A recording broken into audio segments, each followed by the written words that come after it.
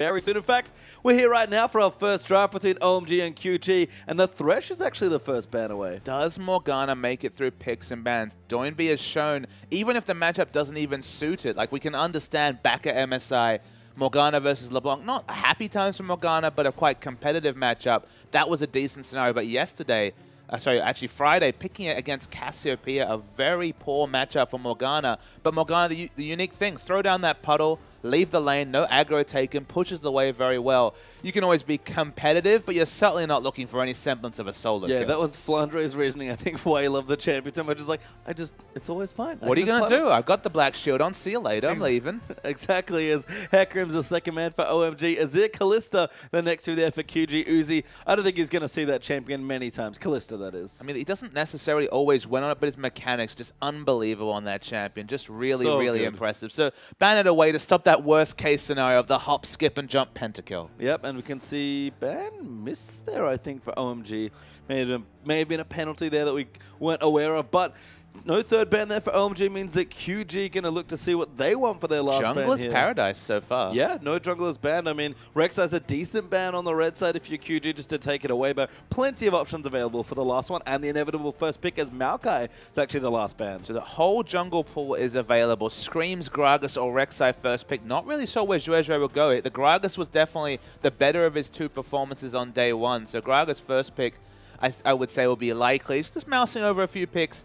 Mordekaiser, Ashe. This is actually 5.8, so no reworked Ashe just yet, and that will probably be disabled on the next patch. So a few weeks away from one of your favorites hitting the Rift. A lot of things being opened. Wow, Gnar is the first pick. And that's a new champion, I believe, for Qiao in the top lane. So going to be taking it away. Gnar first pick, a fine first pick as far as I'm concerned. Very flexible, decent matchups across the board for the most part. Especially with Maokai ban, I think it's reasonable. But we'll see what happens here as QG having some fun with their first few picks. But we've seen a lot of our star priorities. Sivers seen some picks there. And of course, the big one, Rek'Sai, is still open. Rek'Sai is the strongest champion, in my estimation, available. Gragas is right up there, depending on the comp that you want to run. But there's no rush to lock in a jungler, because look, maybe Rek'Sai's, what, a hair's length ahead of Gragas, but you'll be happy whatever you get. Wow.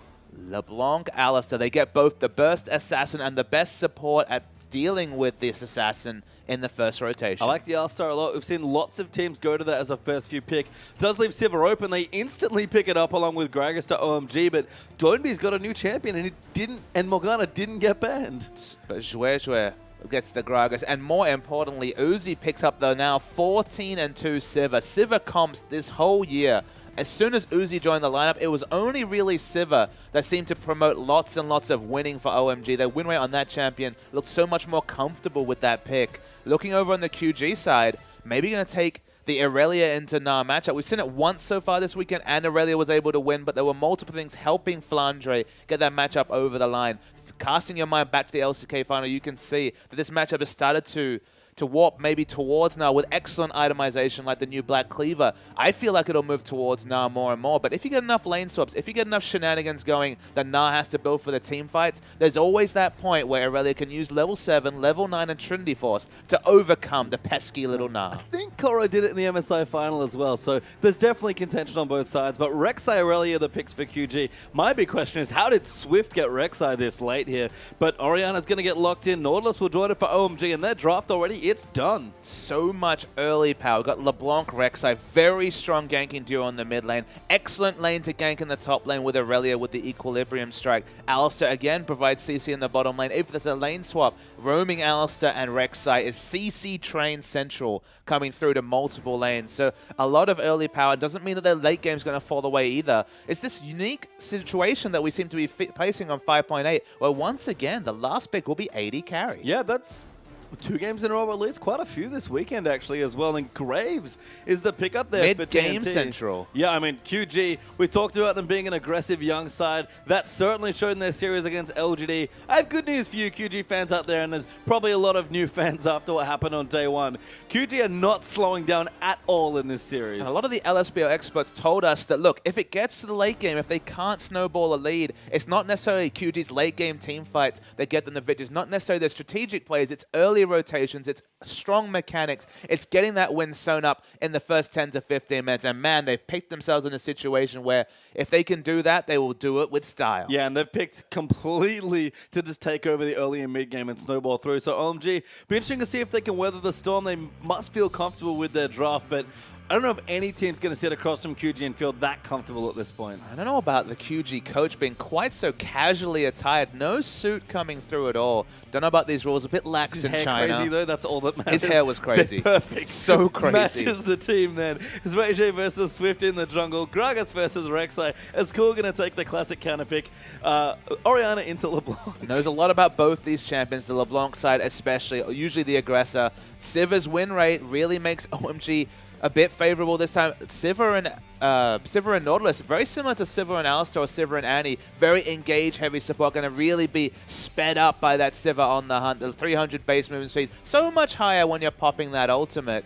I like the fact that both of these teams have identities, but how much work can QG get done in the first 10 minutes will really decide who wins this game. Well, they got it done in the first 4 minutes last time. Let's get onto the Rift and find out.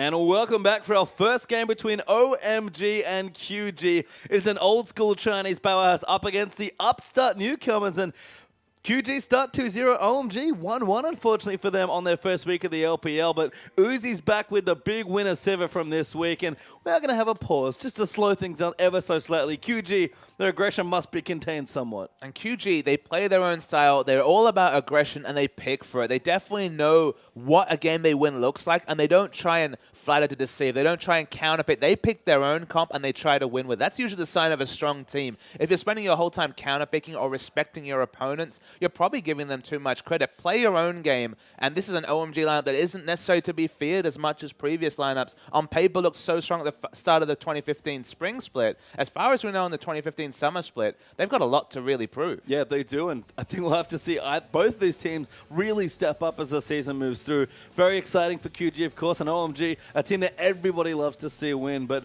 I have to say, kind of looking through Cool and Doinby there, QG at least have the hair game locked down, because Cool's hair, you could see that it was like a mop almost. It was a shrubbery.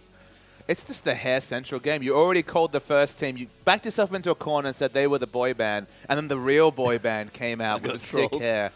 I mean, there was lots of people on Twitter confirming the same thing. When you see that big squad shot of the QG, they all know what they're doing. They do. I mean, you know, cleverly designed marketing strategy there and some pretty cleverly designed strategies as well. So, have been a fun team to watch so far. Can they outmatch the level 2 4-man dive quadra-kill, pentakill that happened in that first game? Because there's a high bar to set in your first game of the LPL. We're going to see some pentakills or more craziness. Maybe they just need to combine both. I want to see the 4-minute pentakill coming through from QG. Look, if they can win against OMG, they will make a name for themselves, both from their play, from their crazy hairstyles, and if you can build a Western fan base with a name like Chogo that's very hard to pronounce, you're doing something right. You are indeed. But Uzi and Amazing will start on the bottom side of the map, going to clear out the Krog. Seems like the Grump is the order of business for QG there as well. So standard lanes here, and I'm excited to see how TNT and his aggressive Graves does against Uzi, the classically over-aggressive Chinese player. So QG are going for the bigger camp, so they will be sharing the experience. They want Alice to get his level 2, which makes a lot of sense. Picking level 2 at the same time, we're talking about quick draw buckshot, potentially at melee range. With the changes on 5.8, wave clear options for Graves goes down because, of course, his max range Q, basically the bolts out the sides don't do as much damage, but at melee range, as has always been the tuning way, more and more damage. Yeah, I mean, Graves' all-in's pretty scary. We've seen a lot of level 2 all-ins just today already, actually. So Uzi and Amazing will have to control this Graves in the early start of the wave, but Sivir's win rate does not lie this weekend. Worth knowing that TCT has taken heal in this lane, so they don't have Headbutt Pulverize available.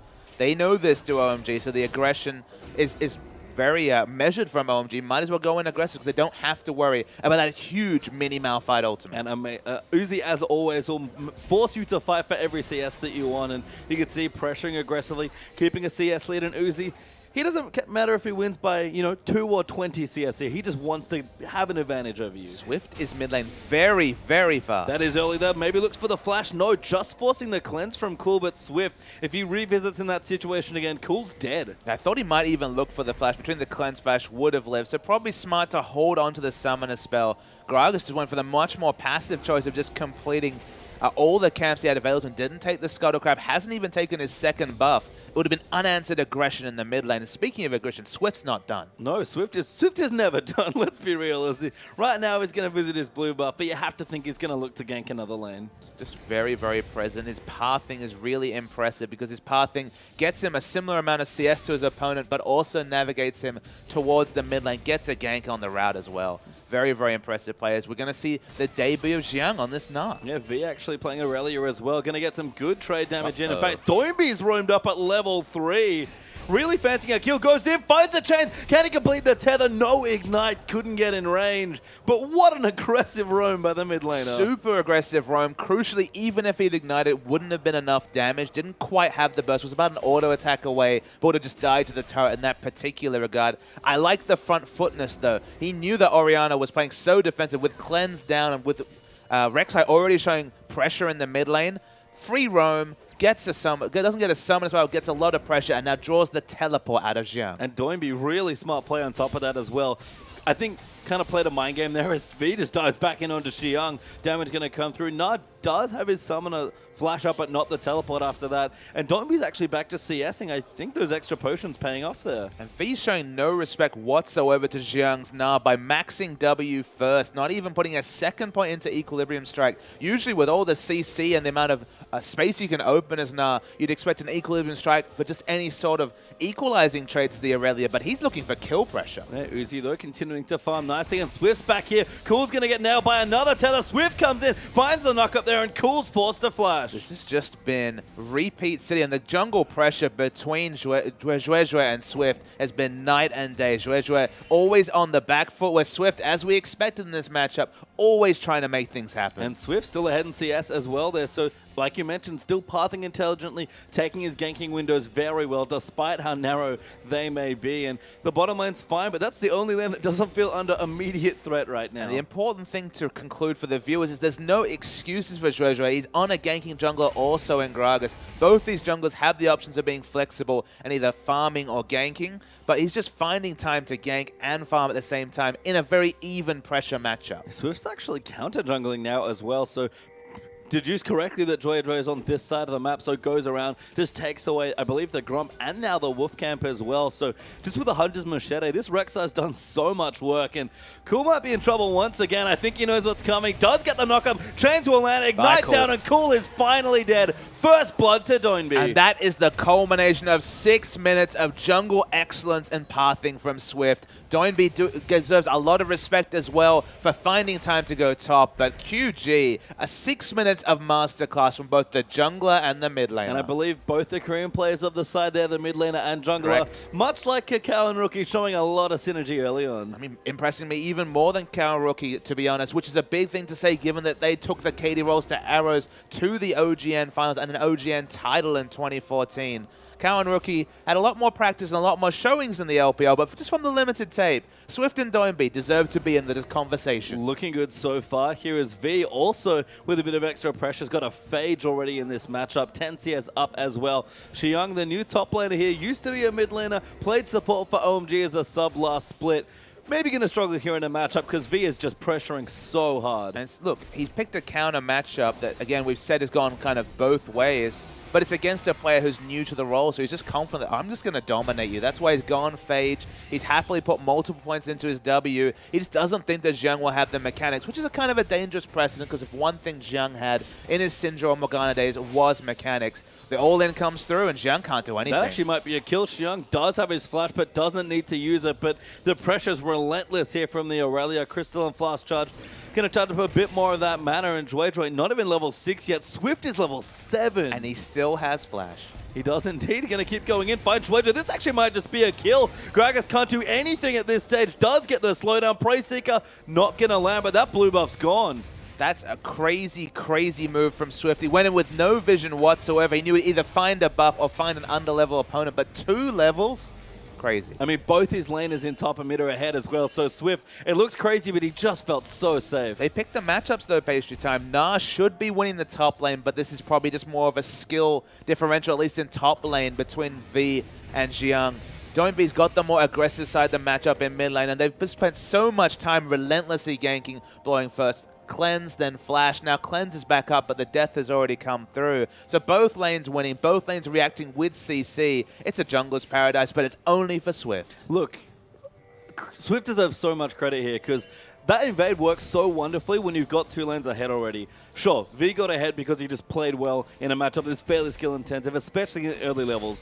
Cool's been conditioned to sit in this spot in lane. He is never leaving now to stop you if you enter the jungle. So Swift spent 6 minutes basically conditioning Cool to do what he wants, and now he's got complete free reign in the top side. And that's both the matchup and just the play from Swift. So yes, it's absolutely a 1-2 punch that has caused Cool to just be a complete non-factor in the mid lane. It's reminiscent of, say, a Syndra versus Orianna matchup where you might feel like you're going to be assassinated on rotation. He can't even rotate halfway down the lane to pick up CS. Such has been the pressure from Swift. So yeah, when you have strong lanes, it's very easy to be an aggressive counter jungler, but they've picked for this scenario. So they know what they're good at. They pick for it. And so far, 10 minutes in, they've executed as well. I think Swift might actually be coming down to the bottom lane next, which would be, again, a very smart play given what he's shown to OMG already. But Uzi holding fast in the bottom side. Both backs coming through from the AD carries actually have merited them some early BF. So it's Uzi with a pair of boots, so a slight lead there. But Chue, level 6 now, but potentially caught out with the Tremor Sense. I mean, one word we don't usually talk about when we talk about Rek'Sai is snowball. But the thing that's actually snowball about this game, unfortunately we don't have, yes, we do have on the for a second on the screen there, is the mini-map. He actually has tunnels in both the enemy blue side jungle, his own red, and his own blue side jungle. He's level 8 at this point, I believe, as well.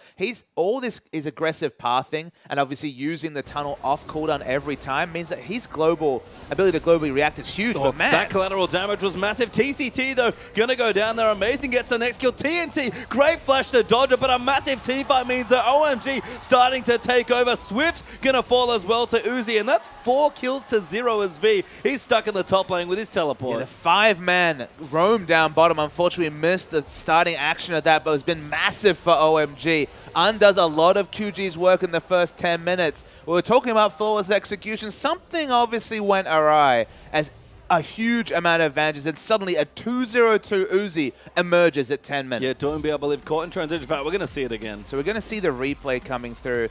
Amazing's just engaged on 1v3, but it's 5 members have committed here, and as far as I know, Aurelia doesn't have teleport. We can't tell for sure. The first kill is picked up. You might think they'd stop going in, but Qiao is building up his Naba at this point. He's getting it higher and higher. Still doesn't have it, but they're so tanky, and they have 3 members who can tank tower that even after the burst, they continue to engage, and this is where we caught up to the action. As long as they tank the turret smartly, which is never a guarantee, but QG managed it 2 days ago. OMG doing their best QG impression, nets them 4 kills. Very nice dive there and gets them straight back into the lead. Actually, Qiao, though, going to find Doinby. That's not who you wanted. Aurelia going to follow through. Needs to time this over for the hop, but Qiao, too much damage. Good distortion, though, gives Doinby the kill. Just good spacing and use of the skills. Doinby was just waiting to see if he tried to bounce over the wall. Happily picked up the kill. OMG going to try to answer with Dragon.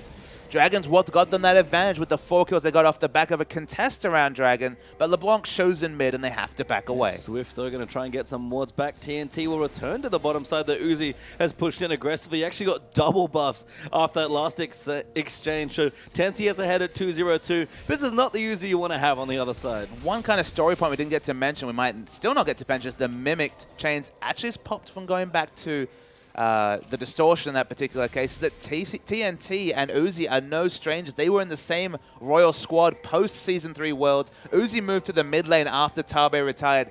TNT was one of the 80 carries they tried out, I believe, mostly in off-season tournaments to replace Uzi, so they at least know themselves personally. They've played together on the same team. And it's just another little story to add to what's already been an explosive 12 minutes of action. It has 6 kills already in the first bit, and QG have not disappointed us with action, but neither of OMG is Chue going to come back in as well. Doinby actually could be in a bit of trouble. Great shockwave there from Cool. We'll line it up with a teleport this time for V.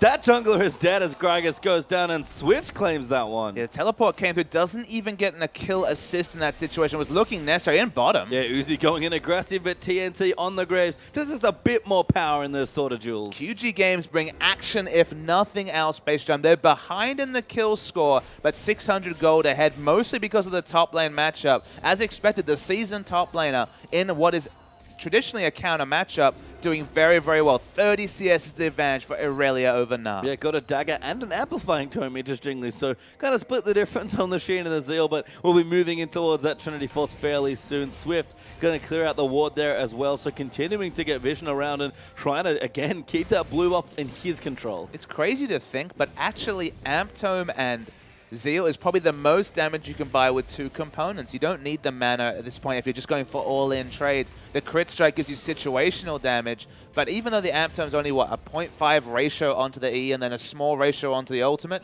still relevant enough to just go there if you want to burst down Qiao. And you know what? V definitely wants to burst down Qiao from what we've seen. Level 10 already, maxed out the hit 10 style, continuing to bully Nah there in the top side of the map with 20 plus CS already in the lead. No teleport, but he's going to go back because he's got some gold to spend. Speaking of gold, Siva with that extra gold from the big kills, 2 parts of the Infinity Edge, but the cheeky Avarice Blade ahead in CS and with an Avarice Blade. We're talking about 10% more efficiency for at least those smaller creep kills with the +2 gold on hit. That's going to help Siva try and open up this lead, and with the Infinity Edge completed at 14 minutes, easily going to do that is Uzi. He's got the Infinity Edge now as well, actually, so just finished it. But I have to tell you, Papa, I think there's a sale. Wow, TNT actually ults the wave there to clear it out instantly. Cute stuff there, but there's a sale on Avarice Blade, I think, for Siva players in the LPL this week, because everyone is buying it. What I want to see is OMG rotate over to the Dragon. When you see the Graves walk up and ult the wave, you know that he is exiting lane, and he will not have that collateral damage available for the next Dragon fight. You 100% know that he's backed. You know that he doesn't have the critical ultimate that's so much of his power in the early game. It would be a mistake not to start the Dragon, but OMG, they're on for. They do. They start the Dragon in full vision of QG as well. Never mind, ward gets cleared away there thanks to the Raptor buff there from Shui, and that Dragon goes down. That's the first of the game, and it does go to OMG. And just victories snowball in ways that you don't always see on the gold or on the kills and deaths pastry time. Just because of that extra gold was able to push out a wave back in a favorable spot, force TNT to go for a back using ultimate to just hope to push in the wave to ensure that no freeze happened. And okay, he stopped the freeze, but he gave up a Dragon. Yeah, so that's all from the 202 and the extra golden items that Siva could pick up. Smart stuff there, and Siva continues to do some winning here, at least in the early stages of this game. Qiao, big chunk of damage there with V now having that Sheen, and I don't know if Nah's really happy in this lane anymore. Giant's Belt, double cloth armor, not too bad as far as mitigation goes, but Irelia just taking over this matchup now as Uzi pops the ulti, wants to kill Ricochet, not enough. Ignite is enough to get the kill, and Amazing claims it. That's just a burst trade onto the outside. Didn't even have to use the depth charge in that situation and still pick up the kill. Maybe just too slow on the trigger finger when it comes to the unbreakable will. Swift continues his journey, though. Yeah, actually does get the Grump. Oh, that was close there. Qiao with a nice boomerang. Hops to safety there as well, but the bottom tower's down, and like the last season here, OMG's bottom lane's starting to get ahead early. It's a familiar story. Top side of the map on the enemy team, bottom side of the map on OMG's side of things. That's always seems to have trended over to what has been the advantages for this team. They've subbed out going for this untested Qiao. Doesn't really seem to be working out, although at this point he's building for team fights. They're really going to have to win those team fights. They've got a very strong Siva to try and build a victory out of, but specifically the jungler and the top laner are far stronger than their opponents. Yeah, Nah being behind means that Siva ulti is going to send a very underfarmed and underleveled Nah into the fight, which is probably not how you want to start things off. Cool, can make it work, but he needs a bit more damage. Got the Chalice, but needs a big, second item like a Rabadon's. A Swift coming in there onto Qiao, wants to get the Umbra in a perfect spot to do so, as V going to dive back in as well, and Qiao, I don't think he's going to get so lucky. He actually does get out of the way, but Swift, another wonderful gank. You're not confident enough to go for the full-on turret. Even with the Trinity Force being completed, didn't feel like they had quite the burst damage to do to go under full tank Nah under turret. Still not one items. The Uzi fans have some cause for optimism. Uzi himself has done very well in this early game. The gold's all tied up. the pressure's been arrested a lot of the ways for OMG, just not so much on the top side of the map. No, it's, as you said, bottom half winning for OMG and top side not so much. Cool, again, is kind of the bridge that needs to lift up OMG from his position, and he's played just fine. He's actually a bit behind in CS after all the pressure that Swift applied to him, and Doinby's kind of had free reign of this lane so far, but Orianna will get stronger, and OMG, maybe that second dragon, that's where they want to fight, because Uzi especially, like you've said, he's so strong. He's been involved in every kill at 2-0-3. So Doinby actually changed around the item because he wants to get an upgraded yellow trinket. They have double upgraded yellow trinkets. This should be a hugely overwarded map. It frees Swift to not have to pick up a Sightstone to go along with Cinderhulk. He's actually gone for a super, super early locket. That's a very fast snowball locket for the jungle compared to, as you can see, his opposite number with just a Cinderhulk and a Sightstone.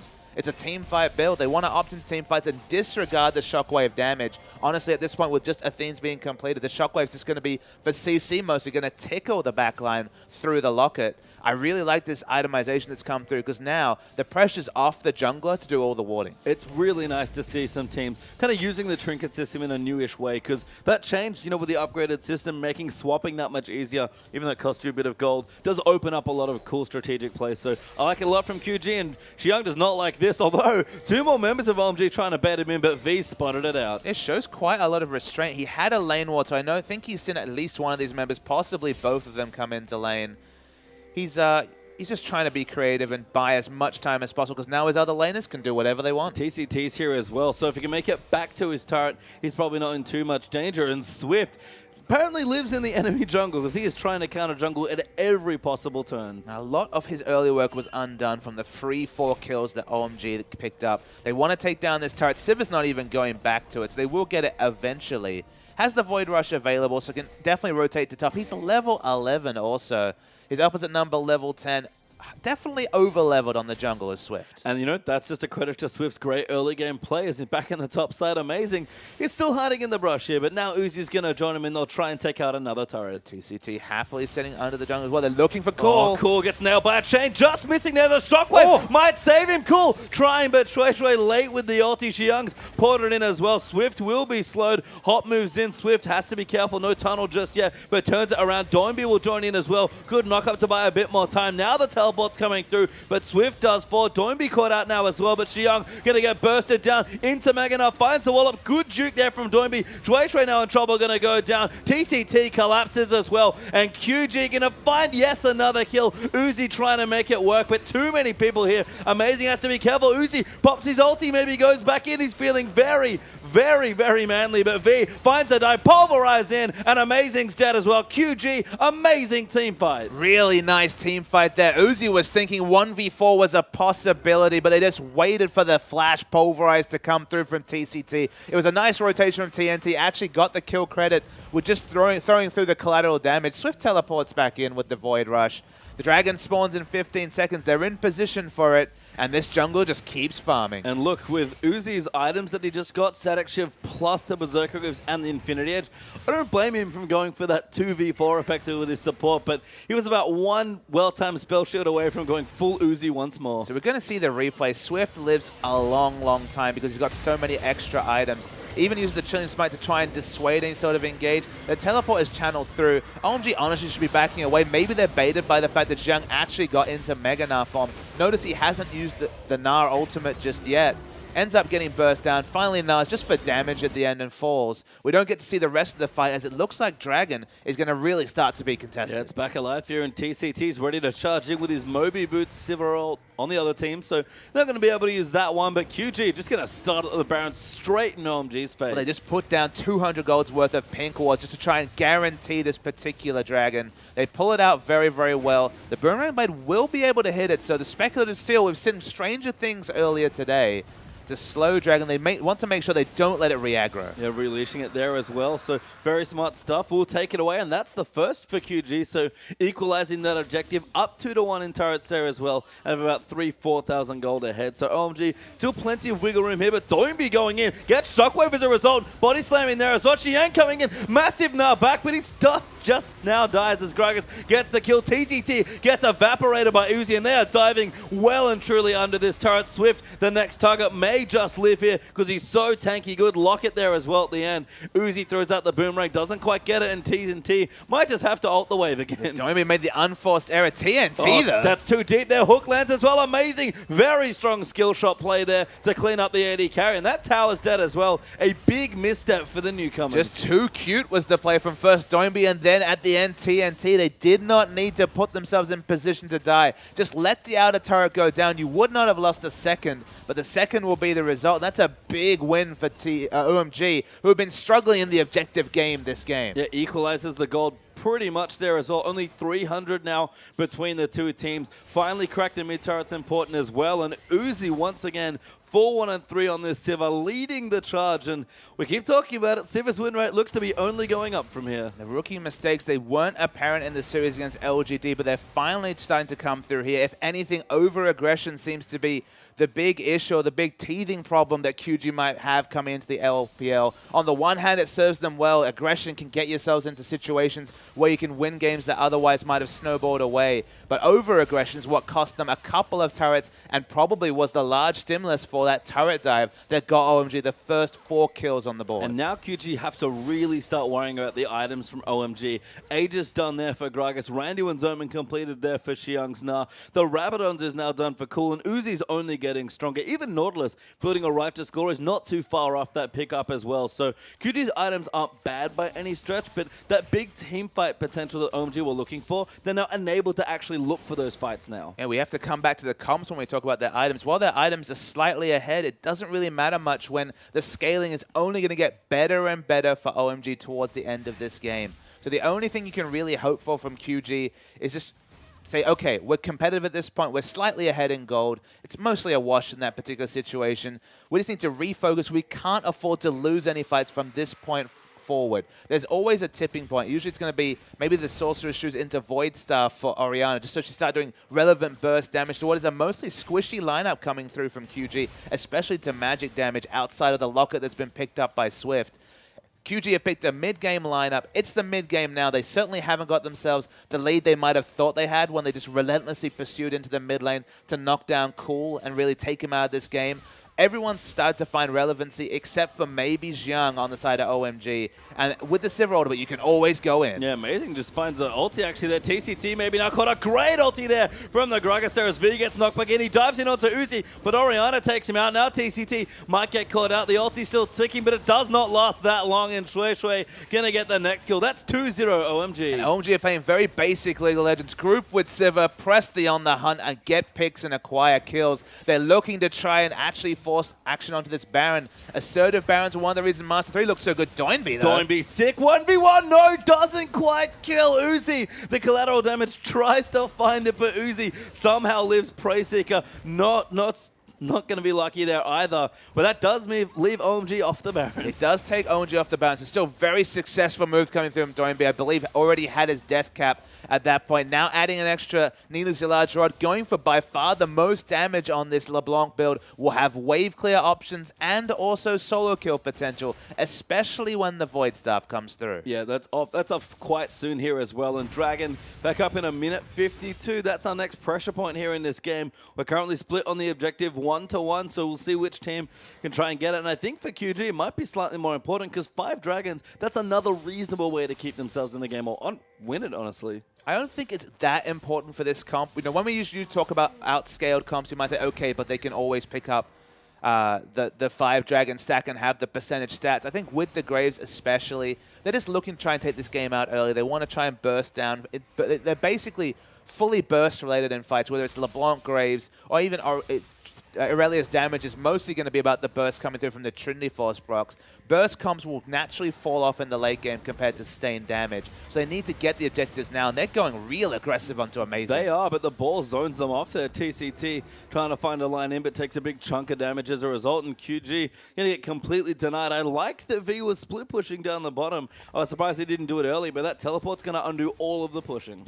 It teleports up. Now doesn't have the ability to teleport into a fight. Qiao will be the first person to pick up a teleport, as his will come off cooldown in about 2.5 minutes time. Qiao, again, still just has some of the parts of his team fight build. He will not be a split push threat. He has definitely been outscaled by Aurelia this game. Whether that's an important factor or not remains to be seen. And that was part of the reason why I was surprised V was sticking with his team so much. I understand he wants to fight. He's strong in trades. He can CC people, and there's a ton of burst damage. But he's one of the best ways for QG to get themselves a lead in this game is by forcing pressure to his side of the lane. But instead, he stuck with his team, and they just couldn't find the fights they wanted. That's a fair point. This situation where Na just can't stand in a lane with the Aurelia and not get chunked out. Maybe when teleports are equalized, that's another strategy that QG can return to, but they haven't employed it to the fullest. Perhaps it's just the fact that Qiao was priced into grouping with his team because he just didn't have the teleport. Yeah, I mean, definitely needed to stay true to his team, and it's been helpful so far as Dragon is back available. QG are the ones that find themselves with the Speed Shrine, and both teams going to look to fight for this Dragon. I mean, if QG want to fight, they can try and bring it to OMG, but I think OMG are the ones that really want to fight. Yeah, both of them are looking for fights, but kind of for different reasons. OMG want to get in the objective game. QG just want kills. Yeah, Gragas, though, kind of shaking off that damage there. I guess the last chain didn't land there to proc the Mimic Sigil, but Trey not taking too much damage right now on the Gragas. I got worse news. That was actually just the Command Protect, I believe, coming through from Cool, just negating the Mimic. I mean, Rabadon's, that's part of the reason it's so good on Orianna. You get a lot from that flat AP. Swift might try a steal, doesn't look for it though. Instead wants a flank there, finds Uzi potentially, but just a prey seeker. They're getting a bit of vision. Uzi now realizes that Swift might be a little too close to his team, but OMG, they back away slowly. They pick up the objective under the noses of Swift and QG and don't even have to worry about a fight afterwards. And as you mentioned, maybe just happy to fight with the Last Whisper and even a Negatron cloak completed from Uzi. Probably going to be the QSS you'd have to think, but even has the backup after the biggest amount of damage with those triumvirate of items of a bit of extra magic resist to deal with LeBlanc's burst. And between the Orianna shield, that Negatron cloak and the spell shield, not a lot of kill pressure onto Uzi coming out of Doinby. Yeah, we can see the other reason that Cool's shields are so strong right now. He's actually skipped boots too and gone for a second need to see that draw after Death Cap. So a good prey seeker there from Swift will spot out OMG's little brush gank, but Cool is so good at protecting these carries. There's plenty of mobility, good disengage options, decent engage options there as well. OMG's team comp really coming up now. And Xiang's about to have his teleport up as both the top and bottom lane minion waves were pushing for OMG. So they've once again culled them very well and find themselves in great spots. Irelia might want to go down bottom to attend that wave, but doesn't have teleport for a good 2 minutes at this point. So really has to be careful with her position. Does indeed. And TNT actually sort of out in the open here, going to clear out a couple of waves, doing decently on the item front, but not quite up to the Last Whisper just yet. And Uzi, it's not a QSS that he wanted to turn that Null Magic Mantle into. It's actually a Spectre's Cowl. And there's a Bilgewater Cutlass. It's a lot of power. Just a lot of gold he was holding on. That's, I believe, 700 gold to finish the Spectre's Cowl and then a 1,400 gold purchase of the Bilgewater. He's just buying power where he wanted to. The Spectre's Cowl will make him that much more durable. Banshee Veil and Spell Shield means that LeBlanc no dice when it comes to assassinating the Sivir. The only option they really have is Aurelia getting on top of the Sivir and just burning her down with damage. And even then, the health coming through from Banshee Veil will be very useful in that scenario as well. The split push is on. Aurelia doesn't have teleport for another minute. So there's lots of options, and that's why OMG, with the threat of teleport, can get all the wars they want around Baron. There's just no way QG can test because it'll be outnumbered. Yeah, Xiang's actually going in here. They're going to start the Baron off potentially. Ward's going to get cleared away. They know V's trapped down the bottom. Cool's actually in base. Doinby doing good damage, and OMG, that's a misstep there. Take way too much damage from the Baron and waste the TP. They didn't have Cool in position. I can understand why they wanted to try this scenario. There was the smart rotation coming through. Xiang's caught, takes a burst, and it's half his health. Yeah, good damage though, but Cool does come in with a command protect to keep him safe. Did finish his Zhonya's, which is why Cool was back in base, but OMG gonna have to play these fights a bit more carefully. I mean, the Zhonya's could be an important factor. You never really know because the ball position, how it interacts with Zhonya's. Then you have another second for that Cool cast time of the Shockwave. So Shockwave always going to be the most notable factor of a team fight involving Orianna. The builds are coming through thick and fast. Graves hasn't shopped and purchased in quite a long time. He will at minimum have a Last Whisper if that's what he wants to purchase when he backs. Well, TNT has hit the recall button. Going to head back to base, and there's his Last Whisper. Does sell the potion, gets a couple wards, so apparently nothing else apart from that. Okay, so he still has a lot of power, still going to be mostly about burst. Going to be hard to really get a lot of auto attacks in as a 525 range carry against an Orianna, who doesn't really need to use that ult for initiation, have multiple other initiation options on his team. And if you just hold on that cooldown, Graves, more than most AD carries, has to respect the ball because he doesn't even have the spell shield like one of his fellow short-range carries, Siva. He just really has to be on the ball when it comes to avoiding Orianna's damage. He does, and V, knowing that they're around the Baron area, it actually does come back. QG might want to force a fight.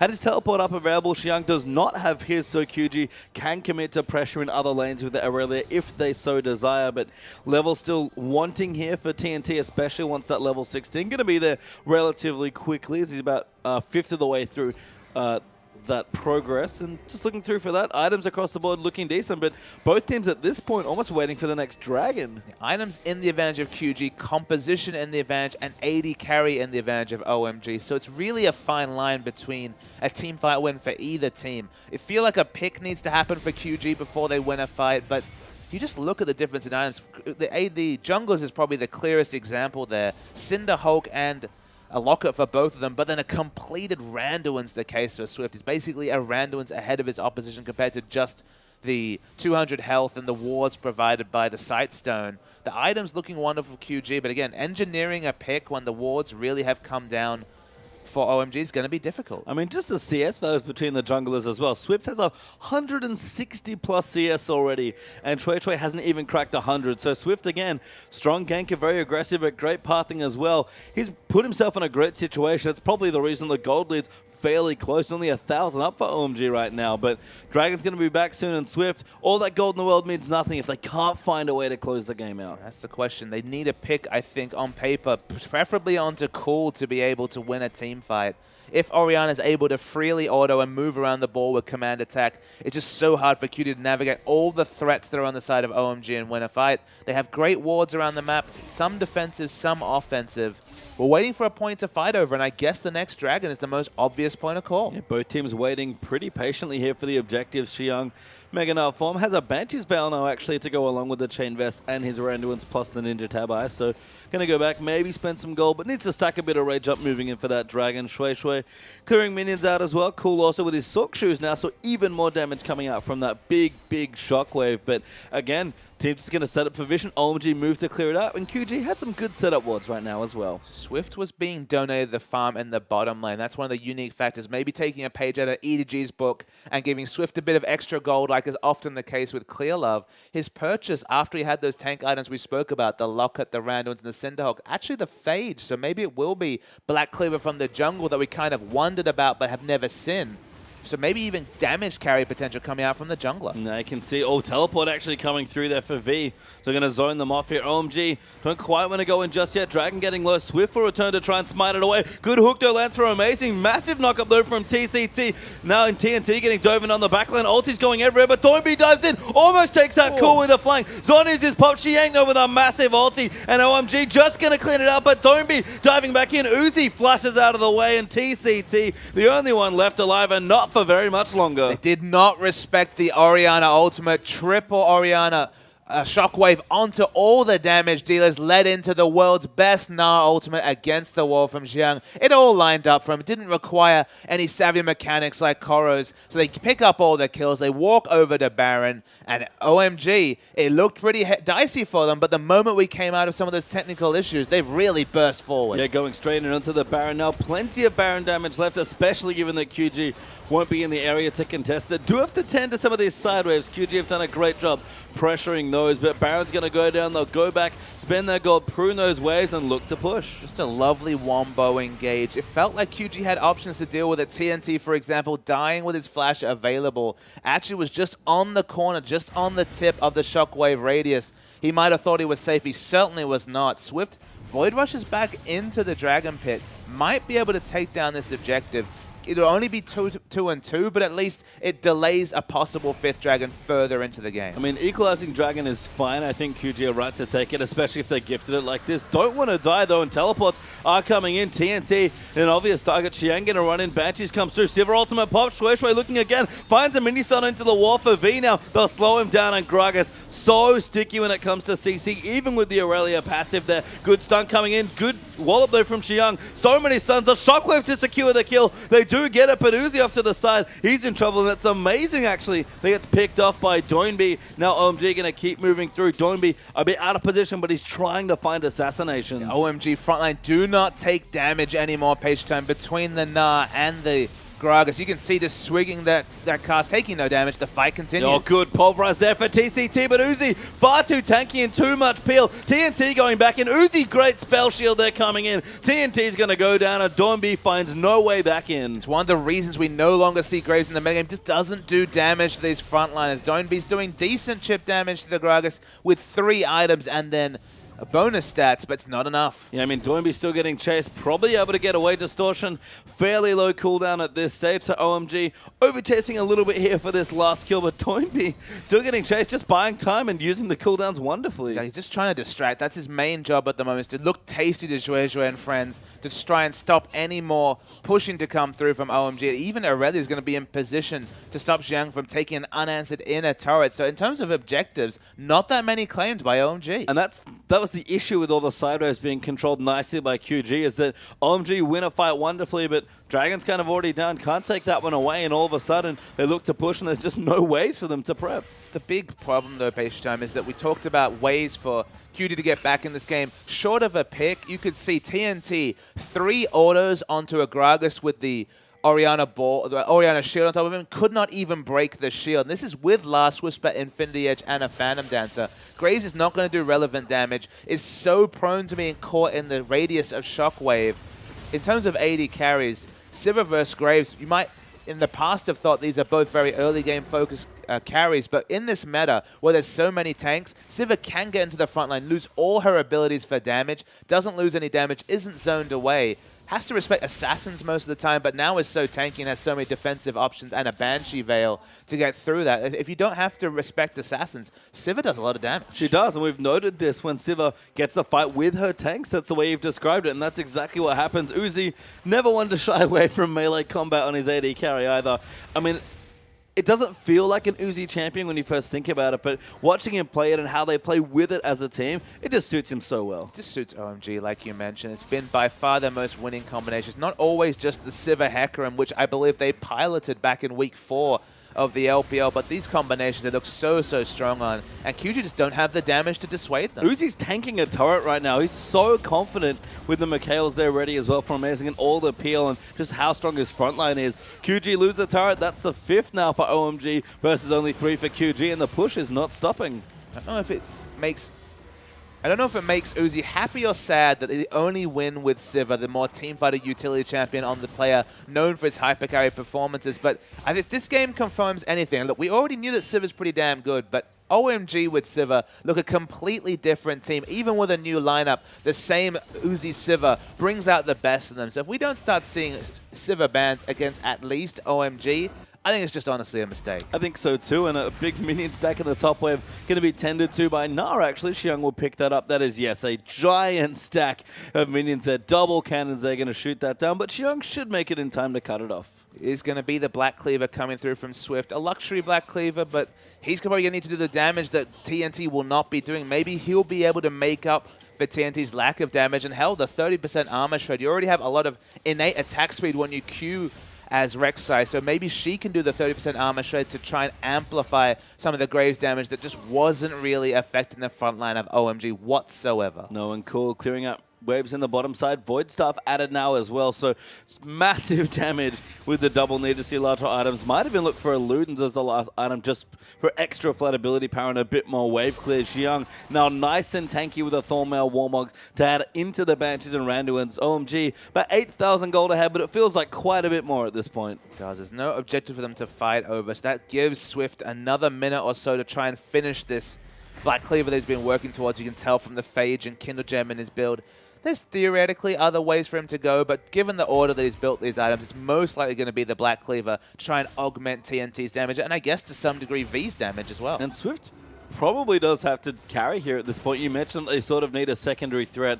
I think Swift's a decent candidate. He's got 4,000 health built up already. Going to get a bit more of that when he finishes the Black Cleaver, I believe. Goes back now, probably has enough for it. He's a split-pushed menace as well. QG have to get creative to find ways to win this game. So purchases the Black Cleaver. Now he's going to rush back to top lane, Can they win a team fight, and what does it look like? To me, it's a pick or nothing for QG, because this 5-man team from OMG is so strong. Well, we're going to have a 5-man potentially. OMG again, Uzi just tanking the turrets, but chunks them out so hard, even as the Fuhrer enchant in his boots now as well. And with the Banshees plus Spell Shield and the Orianna shields, he's so safe in the front lines. The poke is just tickling Orianna, only able to use the Q, so the Sigil of Malice is probably not going to do too much damage to an Orianna that has had the Athenes. It just has so many shielding options in the back line. Very nice minion wave push by QG in the bottom lane. You can see blue pings onto it, so one person's already backing away. Maybe this will be enough to alleviate pressure. I just wonder, what are they building towards? What is QG's hope to get back into this game? We say the word pick, but unless they can really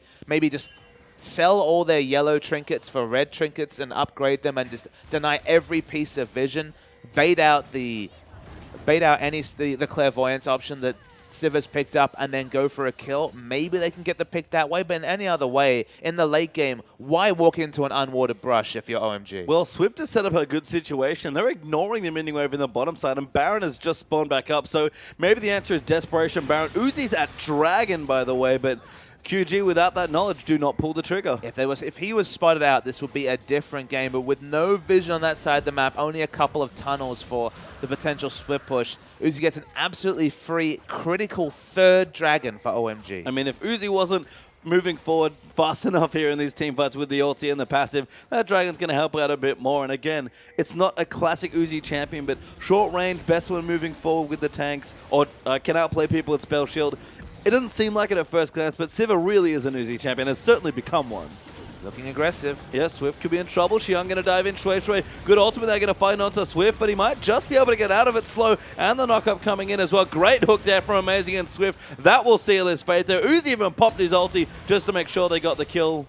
And now Doinby actually could be the next one in, but cool. Going to zone them out with the ball, and OMG will stop Baron. Doinby has the right idea. It feels like if he can burst out the jungler Zhuezhué, then he'll be able to stop the Baron pressure, except this jungler is super, super tanky. Even has Orianna shields to ride upon. 6,000 health. Doinby is the only option here. He has to try and steal it. Goes in. No, Gragas does get it. Ulti onto TNT. Shockwave looking for it. Cool flashes over. Everyone's over the wall there as well. Hooks landing in. Gragas somehow gets a double kill. Xiang now going to chase in onto V. Try and chase down the Aurelia. Bit of a futile thing potentially. Mega Knight is there. Oh, no, did miss there. So Xiang not quite ready, but they'll just push down the mid lane. Yeah, not getting valuable Na practices Xiang. It hasn't been about Xiang whatsoever this game, but he will still be on the winning team. QG did a lot of things right, but honestly, their own aggression has outdone them in this particular situation. Specifically, Doinby in the mid lane, using both his Mimic and his Distortion, just liberally for no reason whatsoever, disregarding the multiple members from OMG.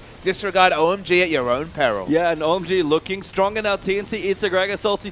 Turret's falling down, and Uzi doesn't care. He's going to go straight in and fight Swift. Going to get shredded. TNT getting ripped as well. Cool gets the first kill. Uzi claims a second. V going to get Shockwave back in for one final kill. Xiang dives into the fountain. Nautilus goes down, and Uzi claims the victory for his team. Big win for OMG, and honestly a bit of a surprise, whether it's based on their first round performances as the smiling Uzi returns, or it's based on the first 10 minutes of this game. It was looking so good for QG. Swift and Doinby, the Korean duo of mid and jungle, were completely on the same wavelength. But after a Dragon start went awry and 4 kills came over to OMG, they piloted this game, getting the gold and getting the advantage onto Uzi. It's not a surprise. Multiple teams have found this to be true.